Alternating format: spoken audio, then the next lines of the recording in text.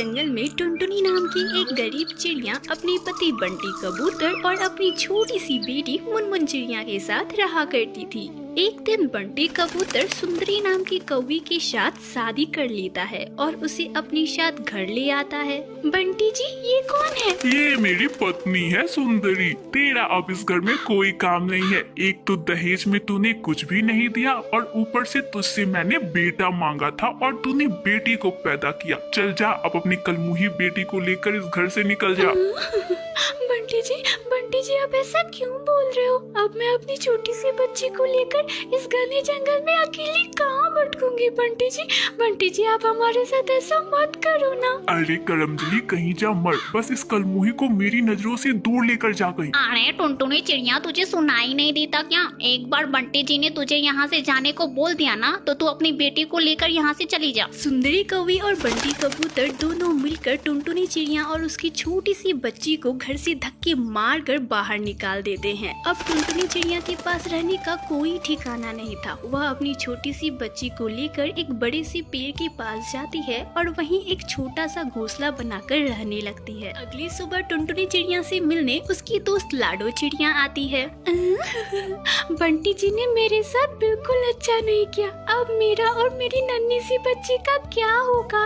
देखना लाडो, मैं उसे कभी माफ नहीं करूंगी। इतना बोलकर टुनटुनी चिड़िया फूट फूट कर रोने लगती है। कुछ देर बाद उसकी दोस्त लाडो वहाँ से चली जाती है। तब टुनटुनी चिड़िया अपनी छोटी सी बेटी मुनमुन को अपने साथ लेकर भोजन की तलाश में इधर उधर भटकने लगती है। मुनमुन बेटा, बहुत जोरों की भूख लगी है। क्या करूँ, कहाँ जाऊँ? मैं तो यहाँ किसी को जानती भी नहीं हूँ। आखिर किससे मदद मांगू मैं? हाँ माँ, मुझे भी बहुत जोरों की भूख लगी है। कुछ खाने को दो ना माँ, मैंने कल से कुछ भी नहीं खाया है माँ। तभी टुनटुनी चिड़िया की नजर कालू कौवे के समोसे के ठेले पर पड़ती है, तो वह उसके पास जाती है और उससे बोलती है, भैया अगर मेरे लायक कोई काम है तो बताओ ना, मैं कर देती हूँ। कल से मेरी बच्ची ने कुछ भी नहीं खाया है भैया, उसे बहुत जोरों की भूख लगी है। अरे चल भाग यहाँ से, मेरे पास तेरे लायक कोई काम नहीं है। सुबह से मेरा दिमाग खराब हो रखा है। एक तो समोसे बनाने वाली चिड़िया नहीं आई है अभी तक और अब ग्राहक भी आने वाले हैं। क्या तुझे समोसे बनाने आते हैं? अगर आते हैं तो मुझे कुल 500 समोसे बना के देने होंगे। ठीक है भैया, मैं अभी आपके 500 समोसे बनाकर दे देती हूँ। अब टुनटुनी चिड़िया अपनी बेटी मुनमुन चिड़िया के साथ मिलकर कालू कौवे के 500 समोसे बनाकर तैयार कर देती है। अरे वाह टुनटुनी चिड़िया, तू तो बहुत मेहनती है। ये ले तेरे मेहनत के पैसे, और हाँ ये समोसे भी रख, अपनी बेटी को खिला देना। भैया अगर आप बुरा ना मानो तो मैं एक बात कहूँ, आप मुझे अपनी दुकान पर कोई काम दे दो ना। अगर काम मिल जाएगा तो मुझे अपनी बच्ची को लेकर इधर उधर भटकना नहीं पड़ेगा भैया। टुनटुनी चिड़िया की बात सुनकर कालू कौवा टुनटुनी चिड़िया से कहता है, ठीक है टुनटुनी चिड़िया, तू मेहनती है इसलिए मैं तुझे काम दे रहा हूँ। सामने वाले बस स्टॉप पर बहुत सारे पक्षी बैठे रहते हैं, तो तू उन्हें समोसे बेचाया कर। इससे तुझे काम भी मिल जाएगा और मुझे मुनाफा भी हो जाएगा। अब टुनटुनी चिड़िया रोजाना ही अपनी बेटी मुनमुन चिड़िया के साथ बस स्टॉप पर समोसे बेचा करती है। समोसे ले लो, गर्मा गर्म समोसे ले लो। आओ कबूतरी बहन, बताओ कितने समोसे दे दो? अरे टुनटुनी चिड़िया, 4 समोसे दे दे मुझे, बड़े ही जोरों की भूख लगी है। हाँ, अब इसी तरह टुनटुनी चिड़िया अपनी बेटी मुनमुन चिड़िया के साथ मिलकर बस स्टॉप पर समोसे बेचा करती और अपनी जिंदगी खुशी खुशी बिताया करती।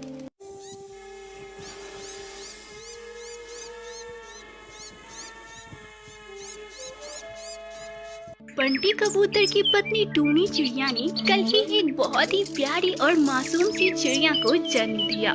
बंटी कबूतर जब भी उस चिड़िया को देखता उसका सर भारी हो जाता। वह अपनी चिंता अपनी पत्नी से ना छुपा सका और गुस्से में बोला, पहले से ही 4 बेटियां थी और अब ये आ गई। मैं ठहरा गरीब दिहाड़ी मजदूर, कैसे पालूंगा इन सभी को? बेचारी टूनी चिड़िया अपनी हालात से मजबूर थी, इसलिए वह अपने पति को क्या ही बोलती। वह कभी अपने पति को देखती तो कभी उस मासूम सी चिड़िया को। एक दिन की बात है जब बंटी कबूतर अपनी टूटी फूटी झोपड़ी के बाहर बैठा हुआ था, तभी वहाँ एक अमीर कौवा सेठ आता है जिसका नाम कड़कनाथ था। अरे भाई, क्या तुम्हारे यहाँ किसी चिड़िया का जन्म हुआ है? सेठ कड़कनाथ की बातों को सुनकर बंटी कबूतर उसे घूर घूर कर देखने लगा और चौंकते हुए बोला, चिड़िया, हाँ, कुछ दिन पहले ही मेरी पत्नी ने एक चिड़िया को जन्म दिया है, पर आपको कैसे पता? अरे भाई, ये सब बात भी भला छुपती है क्या? खैर छोड़ो, मैं निसंतान हूँ और तुम्हारी चिड़िया को गोद लेना चाहता हूँ। क्या तुम मुझे अपनी चिड़िया दोगे? बंटी कबूतर एक बार फिर उसे घूर घूर कर देखने लगा और उससे बोला, अरे साहब, मैं ठहरा गरीब मजदूर, किसी तरह 2 वक्त की रोटी कमाता हूँ साहब, और अपने परिवार का भरण पोषण करता हूँ। आप मेरे पास आए यह कोई चमत्कार से कम नहीं है। आप ले जाओ इस चिड़िया को साहब, आपके पास रहेगी तो इसकी तो जिंदगी ही बदल जाएगी साहब। मेरे पास रहेगी तो मेरे पास भूख और बीमारी के अलावा इसे कुछ नहीं मिलेगा। बंटी कबूतर ने अपनी छोटी सी बच्ची को सेठ कड़कनाथ के हवाले कर दी। सेठ कड़कनाथ ने उस बच्ची को लिया और चल पड़ा। रास्ते में एक बहुत बड़ा नदी दिखाई पड़ा। वह नदी के किनारे जा खड़ा हुआ। आज मैं अपने बेटे का भाग्य अपने हाथों से लिखूंगा। आज मैं उसके भाग्य में लिखी वो बात मिटा दूंगा जो मैं नहीं चाहता। इतना कहकर सेठ कड़कनाथ उस नन्हे से बच्चे को नदी में फेंक देते हैं। सेठ कड़कनाथ एक बहुत ही बड़े ज्योतिषी थे। वे भविष्य देख सकते थे। इतना ही नहीं, अगर वे किसी के बारे में कुछ कह देते थे तो वह होना निश्चित था। कुछ दिन पहले ही सेठ कड़कनाथ अपने बेटे की जन्म कुंडली देख रहे थे। अरे ये कैसे हो सकता है? ये कदापि संभव नहीं है। मेरे इकलौते बेटे की शादी एक दिहाड़ी मजदूर की बेटी के साथ होगा? नहीं, मैं ये कभी नहीं होने दूंगा। सेठ कड़कनाथ ने अपनी आंखें बंद की और दिव्य शक्ति से उस चिड़िया को देख लिया। उसके बाद आंखें खोलकर वे बोले, अगर मैं भविष्य देख सकता हूँ तो उसे मैं बदल भी सकता हूँ। मैं अपने बेटे का भविष्य बदल दूंगा, मार दूंगा मैं उस चिड़िया को। दूसरी ओर वह नन्ही चिड़िया नदी के बहाव में बहती चली जाती है और कहते हैं ना, जिसको राखे साइयां मार सके ना कोई।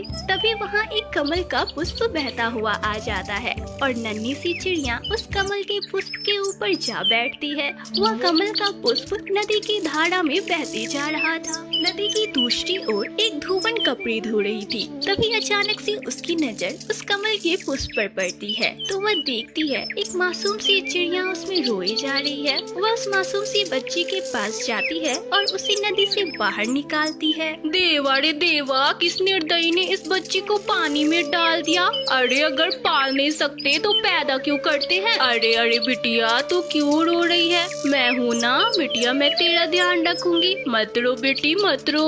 उस धोबन का नाम बबली था। बबली के पति का देहांत 2 साल पहले ही हो गया था। उसके जीवन में कोई नहीं था, वह अकेली थी। तो उसने इस बच्ची को गोद लेने का फैसला किया और उसने इसका नाम टुनटुनी रखा। समय बीतता गया। अब टुनटुनी चिड़िया बड़ी हो गई थी। इसी बीच बबली कबूतरी की भी मौत एक दुर्घटना में हो गई थी। दूसरी तरफ सेठ कड़कनाथ का बेटा भी जवान हो गया था। एक शाम की बात है। सेठ कड़कनाथ का बेटा शाम का आनंद लेने के लिए घूमने निकला। घूमते घूमते रास्ते में अचानक से तेज तूफान और बारिश होने लगी। ओहो, इतनी तेज बारिश हो रही है, ऊपर से ये तूफान। ओहो। तभी बारिश और तेज हो जाती है और तेज तूफान के साथ कालू कौवा नदी में नीचे गिर जाता है। वह बहुत देर तक हाथ पैर मारता है पर नदी से बाहर नहीं निकल पाता और थक कर बेहोश हो जाता है और नदी की धारा के साथ बहती चला जाता है। दूसरी ओर टुनटुनी चिड़िया नदी में पानी पीने आई थी पर इतनी तेज बारिश को देखकर वह घर लौटने का सोच रही थी। तभी अचानक से उसे कालू कौवा बहते हुए दिखाई देता है। अरे ये कौन है जो नदी के बहाव में बहता जा रहा है? टुनटुनी चिड़िया बिना कुछ सोचे समझे उस तूफान में नदी में चली जाती है और लहरों से लड़कर कालू कौवे की जान बचाती है। अगली सुबह जब कालू कौवे को होश आता है, अरे मैं कहाँ हूँ और आप कौन हैं? तब टुनटुनी चिड़िया ने कालू कौवे को सारी बातें बताई। यह सब जानकर कालू कौवे को टुनटुनी से प्यार हो गया और उसने उसी क्षण टुनटुनी से अपने प्यार का इजहार कर दिया। टुनटुनी ने कालू कौवे के प्यार को स्वीकार किया और कुछ दिनों बाद ही दोनों ने शादी कर ली। शादी शादी के बाद कालू कौवा टुनटुनी चिड़िया को अपने साथ लेकर अपने पिता के घर गया और अपने पिता सेठ कड़कनाथ कौवे को सारी बातें बताई। क्या तुमने शादी कर ली? और ये लड़की कौन है? अरे इसका गोत्र क्या है और ये किस खानदान से है? तब टुनटुनी चिड़िया ने सेठ कड़कनाथ को सारी बातें बताई। टुनटुनी चिड़िया की बातें सुन सेठ कड़कनाथ ने अपना सर पीट लिया और मन ही मन सोचने लगा, हे भगवान, ये क्या? इस काले अध्याय को मैंने कुछ साल पहले अपने हाथों से मिटा दिया था। मैं इस तिहाड़ी मजदूर की बेटी को कभी बहू स्वीकार नहीं कर सकता। मैं हार नहीं मानूंगा। मैं इसे अपनी बेटे की जिंदगी से बाहर फेंक दूंगा। कुछ दिन बाद जब कालू कौवा अनाज लाने के लिए दूसरे शहर गया, तब सेठ कड़कनाथ ने टुनटुनी चिड़िया को मारने की योजना बनाई। वह एक सपेरे के पास गया और उससे एक बहुत ही जहरीला सांप खरीद लाया। आज मैं फिर से अपने बेटे का भविष्य बदलने जा रहा हूँ। इस सांप को टुनटुनी के कक्ष में छोड़ देता हूँ। जैसे ही यह सांप उसे काटेगा, उसकी मौत हो जाएगी और उसके बाद मैं अपने बेटे की शादी एक बहुत ही अच्छी चिड़िया के साथ कर दूंगा।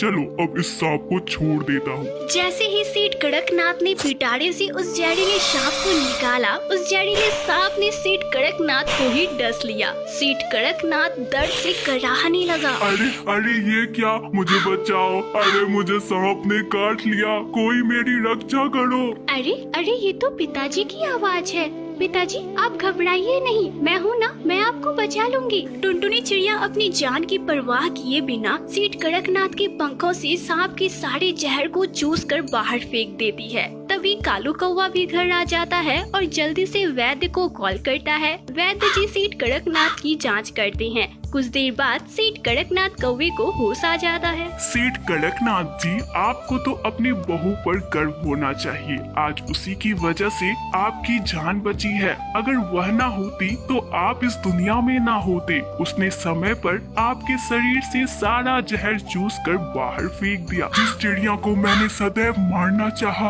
आज उसी ने मेरी जान बचाई। हे प्रभु, मुझे माफ कर दे, मुझे माफ कर दे। मुझसे बहुत बड़ी भूल हो गई प्रभु। टुनटुनी बहू, मुझे माफ कर दो। मुझसे बहुत बड़ी गलती हो गई बहू, मुझे माफ कर दो। मेरे बच्चों, तुम दोनों सदैव खुश रहो। मेरा आशीर्वाद सदैव तुम्हारे साथ है।